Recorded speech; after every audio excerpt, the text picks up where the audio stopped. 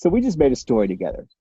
Speaking of stories and speaking of expressing ourselves and using this venue to better be able to do that, I want to move into another exercise. But first, I want to get us thinking about our senses. Can I have one brave volunteer who wouldn't mind going near and I would spotlight you? Okay, Mary Beth, wonderful. Near, please. Okay. You have a very Did you nice say near? face. Yes, go near. That's beautiful. Yeah. Oh, yeah. See, we built this vocabulary. Now you know what that is. That's awesome. What a nice face you have. I'm going to ask you some questions.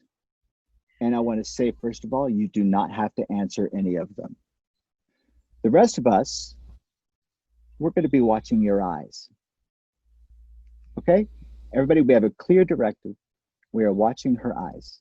And when we're done with this, we're going to be able to talk about what her eyes are doing. Okay? Again, you do not have to answer any of these questions. You're welcome to.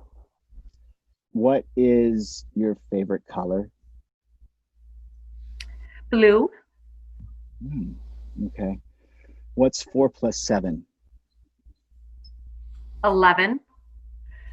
Okay. Have you ever memorized a poem? Yes.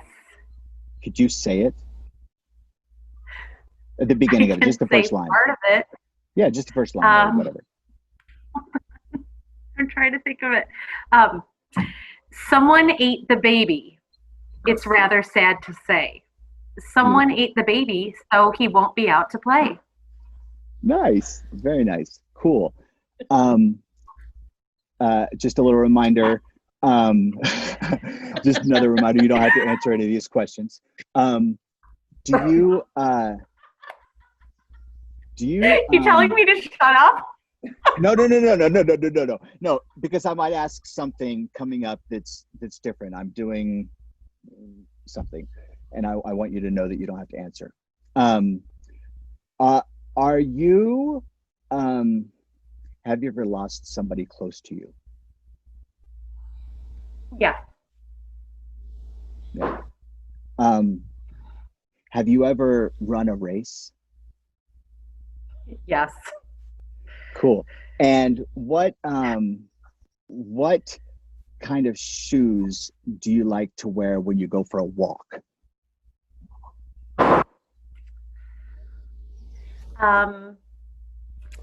Sandals. Awesome.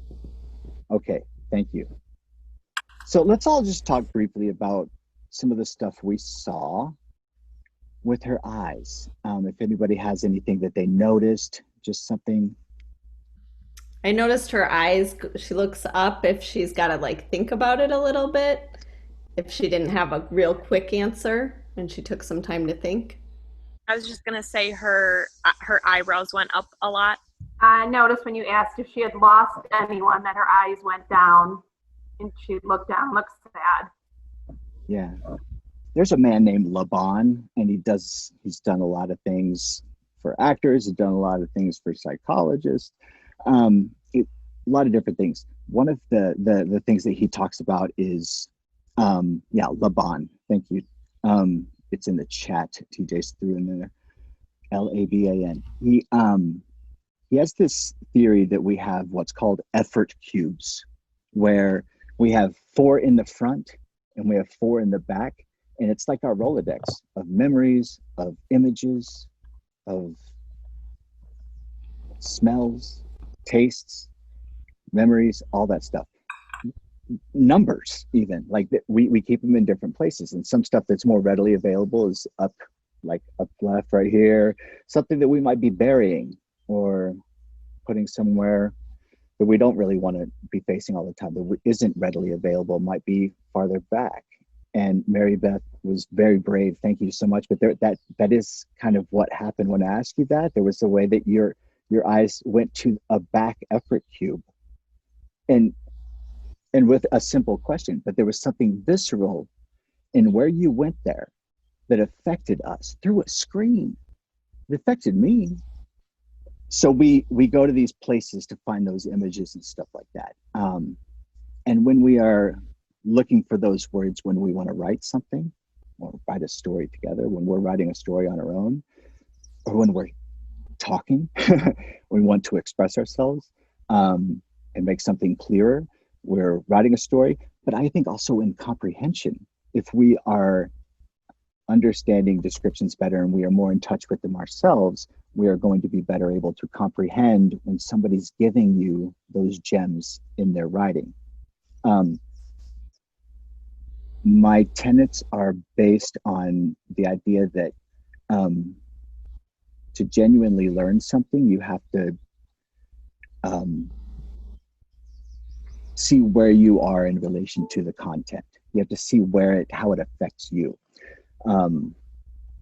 So let's move on to the next thing. And I'm wondering if there's anybody that would be willing to run around off camera really fast for like 45 seconds and then come back on camera breathing hard. Okay, Melissa, thank you so much. Great. So, Melissa, hang on, don't go yet. I am going to tell you what's going to happen here. Ooh, did we lose her? She's still here. I took her off video. Oh, okay. Oh, great. So, Melissa, when you are ready, turn your video on, and you should have like run around the house or like jumping jacks, 25 of them really fast, and then you're breathing hard. And when you turn your video on, I'm going to say an event or a place, and I want you to describe it to us, but you're not allowed to say I see, you're not allowed to say I smell, I taste, I touch, I hear. You can't say those words, and you can't use full sentences. Just fragments. So I just say words that describe it? Yeah. You're going to be there. You're going to enter those effort cubes. You're going to see this place or event and describe it to us. And we all, in the chat, are going to write down images that seem visceral to us, that we relate to, that connect for us. Something that, oh, I can smell that. I taste that. That was an image that hit me. So let's all just write those in the chat as a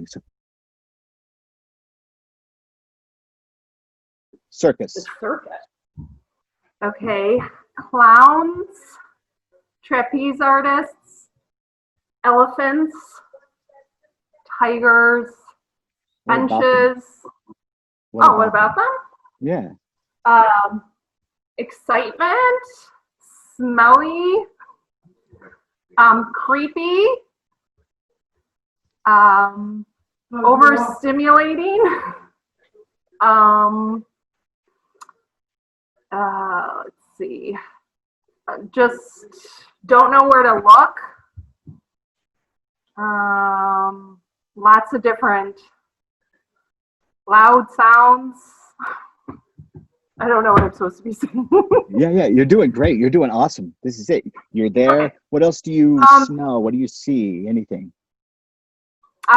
Motorcycles going around in a cage.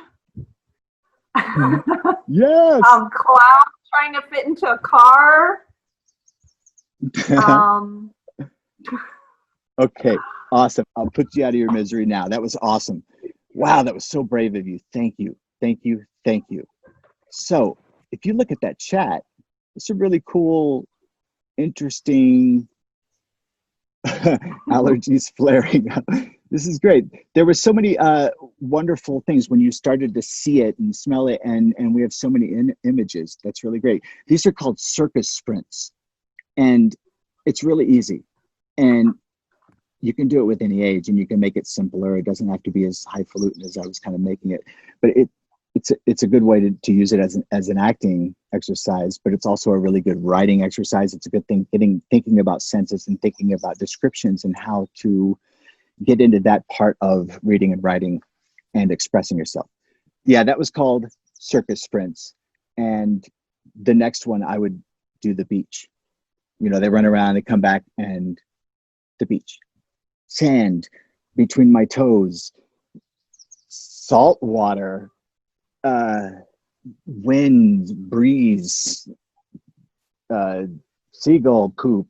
You know, like you're going there and saying these fragments, and we're all collecting these things, and then we have something that we can use to describe that thing together in a one-word story or something.